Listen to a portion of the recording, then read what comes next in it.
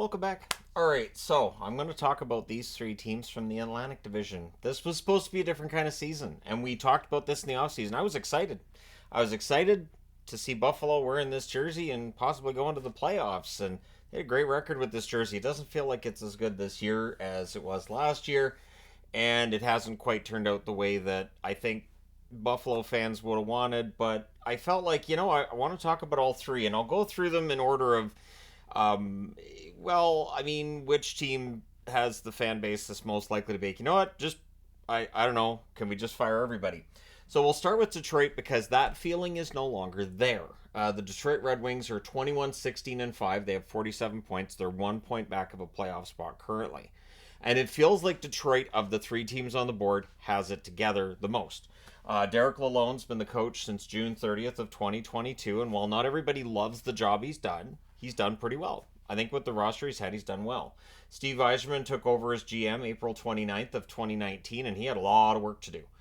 There were some bad contracts there. There was definitely a need for a rebuild. There was a need for more energy put into scouting and development than necessarily had been there under Ken Holland the last few years. Holland really did his best to wring out as many playoff appearances as possible towards the end of their time as a playoff team, and I think it was to the detriment of the franchise long term.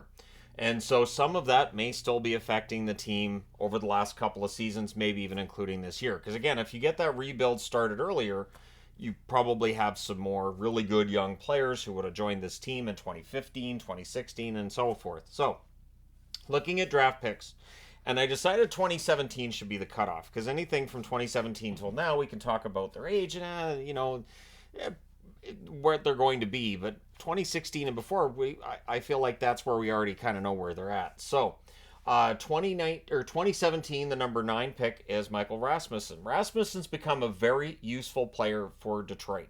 Very hardworking. Offensively, is he producing where normally a top 10 draft pick you'd figure would? No, but that's fine. They don't need that production from him, and the hard work is there. He's a very smart player, so the offense could show up later too, sure. 2018, they draft Zadina 6th overall. This is a miss. This is obviously a miss. Zadina ends up having his contract terminated in the offseason. He signs in San Jose. I still hope he gets things going in San Jose and cobbles together a good career because it's always more interesting to me when a player does that. Veleno was drafted 30th overall that year. That was a drop. That was a drop that kind of surprised me, and that was where I ended up being reached out to by hockeyprospect.com, where they're like, actually, it didn't surprise us. You should check out our rankings. And every year since then, I've done exactly that and found where they find reasons for yes to certain prospects and no to others. In fact, I've been thinking about going through their black book, which I have a paid subscription, so I can go through their black books and find where some of their scouts may have been right, some of the scouts they used may have been wrong, from drafts going back as far as that. So it might be kind of fun to look through it. My idea of fun is different than others. 2020 they drafted, or 2019. Can't skip Moritz Seider, can I?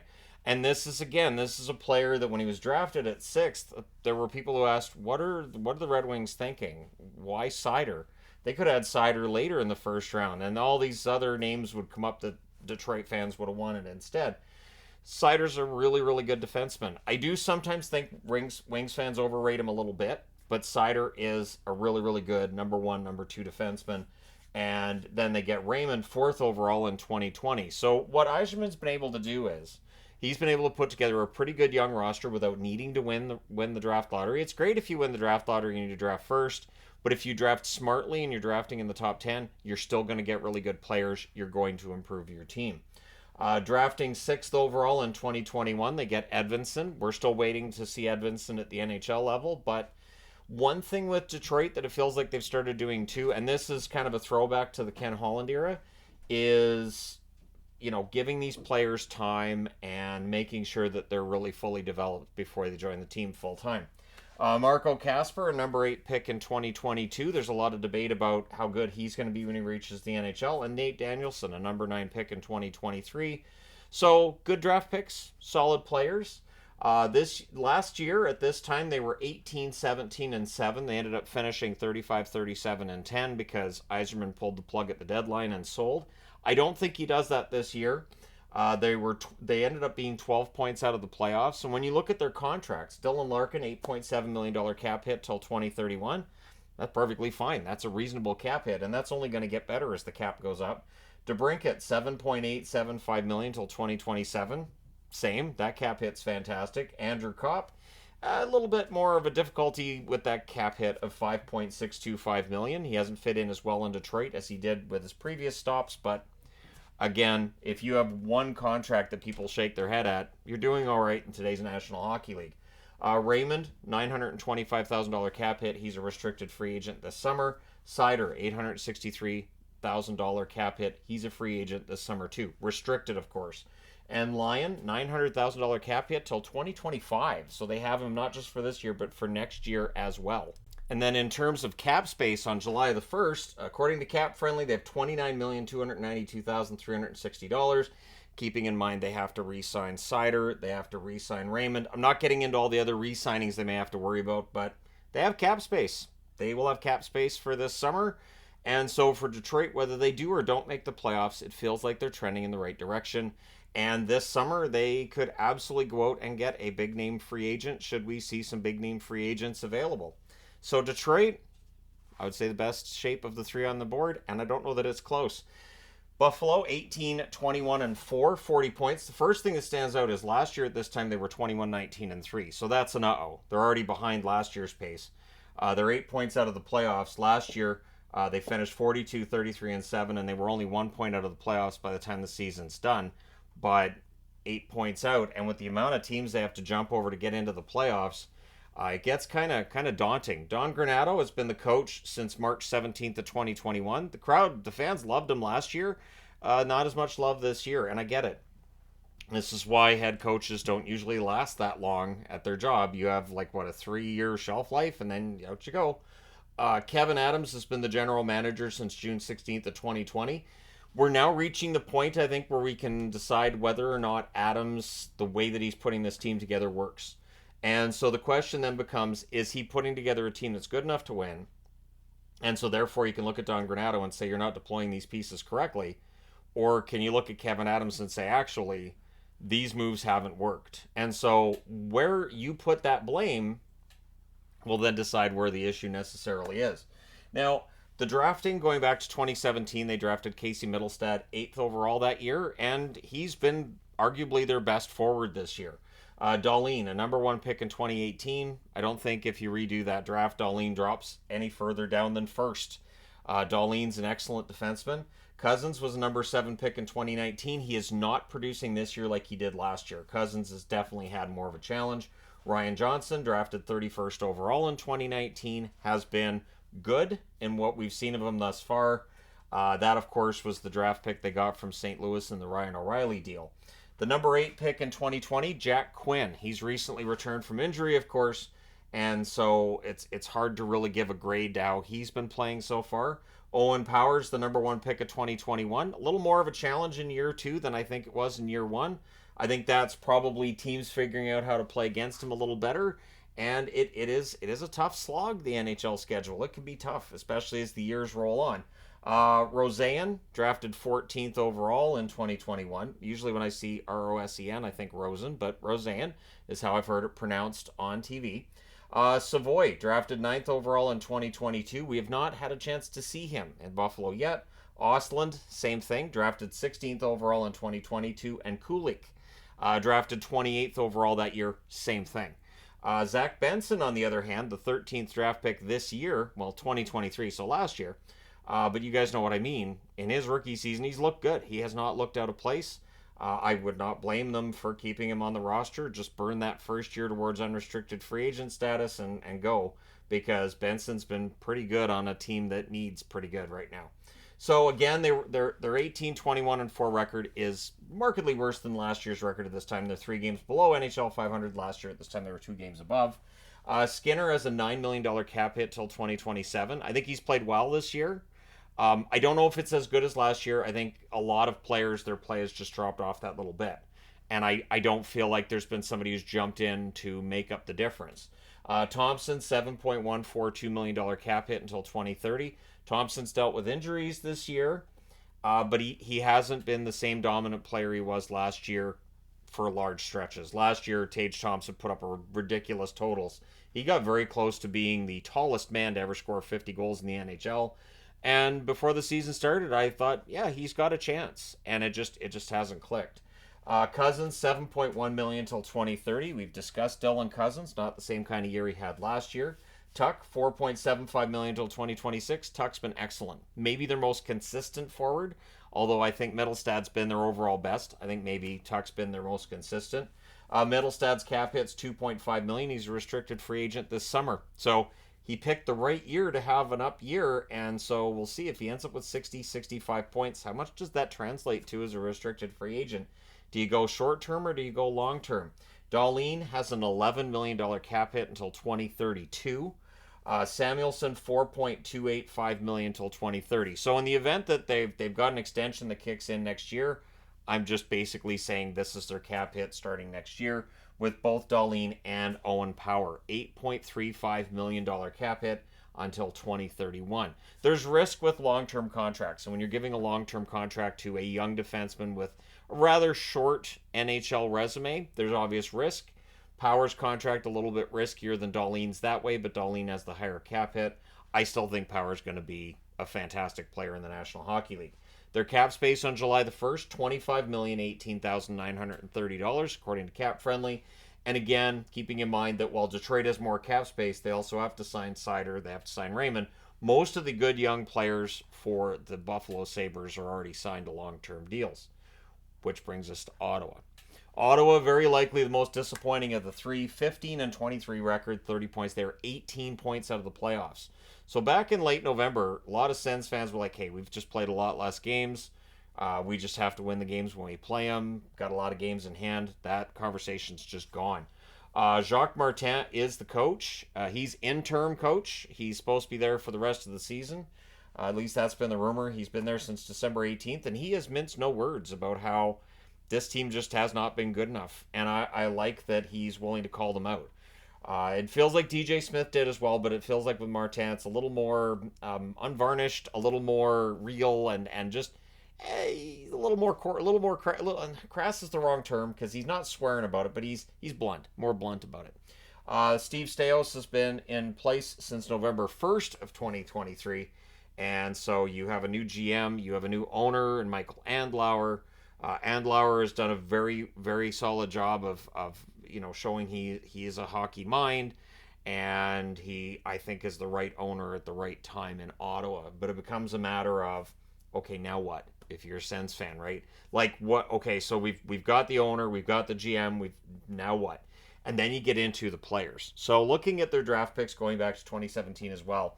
2017, of course, they draft 28th overall. They get Bowers. So this is where things start going out just not great for Ottawa is 2017 and beyond. 2018, drafting 4th, they get Brady Tkachuk, who is their captain. I don't think Tkachuk's had the kind of year this year he would want, but he's got company there. Bernard Docker, number 26 pick in 2018. Lassie Thompson, a number 19 pick in 2019, and of course they waived him earlier in the season. Shane Pinto, who was just returning to the team, was a number 32 pick in 2019. Stützle, a number 3 pick in 2020. Similar to Tkachuk in that I don't think he's had the kind of season he'd want, although Stützle had some points yesterday, so we'll see if that's the start of a turnaround. Sanderson, the number 5 pick in 2020. I love Jake Sanderson's game. He had a really good, strong start to the season. It's kind of tapered off a bit since. Ridley Gregg, the number 28 pick in 2020. He's had injury issues as well, and I think that's probably caused his totals to be a little bit behind where you'd want them to be. And in 2021, they drafted 10th overall. I don't have 2022 and 2023 on there because they didn't have a top 32 pick either of those years. As it was decided, all right, we've done enough of the rebuilding stuff. Let's get this thing going. So the fact this rebuild has gone on for as long as it has is one of the reasons why there's always that caution. When you're a fan of a team and you say, let's just tear it down. Let's just tear the whole thing down and start over. Yeah, the starting over is easy. You can find lots of people to take those veterans you're selling In this case, Ottawa sold off guys like Stone. Zibanejad was traded as a young player. Eric Carlson, of course, and Hoffman, and all that mess that encapsulated. And did they always get a good return? No, no. And so while I understand with Pierre Dorion, he was under he was under the gun. Like Eugene Melnyk was not going to spend the money to keep these players, so he had to get what he could for them before they left for nothing. But did they get fair value? Probably not. So while I feel bad for Pierre Dorion on some level, because he was told I'm not paying that for those players, just trade them. And then that way the other GMs know you have to trade the player. So it may drop the value, devalue that player. But they're 15 and 23 now. Last year at this time they were 18, 17 and 3. A lot worse this year than they were last year at this time. They finished 39, 35 and 8. They finished 6 points out of the playoffs. And if not for a rough last couple of weeks of the season, they might have got in, and they'd probably still be here if they'd gotten into the playoffs, but who knows? They would have been up against Boston in the first round, and maybe Ottawa would have had quite the Cinderella story to tell themselves, but Florida got that story instead. So Stützle's the highest paid cap-wise with this team, $8.35 million until 2031. When Stützle's playing the way he did last year, that's a bargain. When he's playing the way he is this year, it's still a good contract. I still think that's a really solid value contract, but he's not having the kind of year he did last year. Tkachuk, $8.2 million until 2028. I remember when Tkachuk was up as a restricted free agent, all the discussion was, well, he's not going to want to stay in Ottawa. And then he did. And a lot of these young players have committed to being an Ottawa Senator, so I'm not sure where the problem is. The motivation should absolutely be there. Norris, $7.95 million cap hit till 2030. We know Norris has had a lot of issues with staying healthy at the National Hockey League level. And so, I mean, that cap hit's high for the production he's had over the last year and a half, but he hasn't been in the lineup enough. Giroux, $6.5 million until 2025. That is an absolute steal for Claude Giroux. The one question I have is, so next year is the final year of his contract. If Ottawa can't figure this out, does Giroux end up getting moved next year, or does he say, no, I'm happy in Ottawa, I'll finish my career here, it's fine, or would he want to go and win somewhere else? Chabot, $8 million cap hit till 2028. That contract looked like an absolute bargain when it was signed. It's still a good contract, but I don't think Chabot, and it's another player who's dealt with injuries, I don't think Chabot's had the kind of year he'd want either. Sanderson, $8.05 million cap hit until 2032 with a contract that hits next year. I still think that contract's going to age perfectly fine. We'll see, but at this point I still believe in Sanderson. Chychrun, $4.6 million cap hit until 2025. That's a bargain contract. And Korpisalo, $4 million a year till 2028. That contract raised some eyebrows when it was signed. When you look at the numbers Korpisalo put up last season and in previous years, it's understandable a team would want to give him the starter's net. But I do understand why people are kind of, not too sure about that contract for Ottawa. And Korpisalo has not given them the kind of goaltending that I think they were counting on when they signed him either. But how much of that is on Korpisalo? How much of that is on the defense crew in front of him? July the 1st, they have $12,815,953 in cap space. There's cap space there. They don't have the kind of cap space other teams do, so it's going to be more difficult for them to necessarily fix their issues. But the question I have with Ottawa is, so if we're going to decide, all right, well, this core doesn't work. So if we decide that this just isn't going to work as it is, who do you trade? What do you trade them for? And would Ottawa do what Arizona did a few years ago, where they hadn't made the playoffs in a while and just decided to go into a rebuild before the previous rebuild was really done? And I say that knowing Arizona made the playoffs in 2020, but that was because of the expanded playoffs. If not for the expanded playoffs, they wouldn't have made it that year either. So I do wonder, will Ottawa declare they're going into a rebuild like Buffalo? Buffalo went into a rebuild when they weren't done their rebuild either. And meanwhile, you got Detroit. They're knocking on the door of the playoffs. Look like they'll be in sooner rather than later. But let me know your thoughts. Where do you put the blame for where Buffalo and Ottawa are currently residing? And do you think Detroit's going to break through and make it into that top 8 in the East or not? And then the question becomes, which of these teams makes the playoffs in 2025? We can go that far out, sure, why not? But yeah, any optimism I had with Buffalo and Ottawa got snuffed out pretty early in the season. And here we are. Let me know your thoughts in the comment section below, as always. Don't forget to hit like and subscribe if you've not done so already. Thank you guys so much for watching. Thank you guys for understanding, too, that I'm on the makeshift set, because last time I checked, the set that I usually use is 3 degrees, and that's kind of chilly to be recording videos. Although, you know, with being able to see my breath and everything, it would certainly make it feel like a Canadian hockey channel, right? But anyways, there you go. Thank you guys so much for all your support. I will talk to you again soon.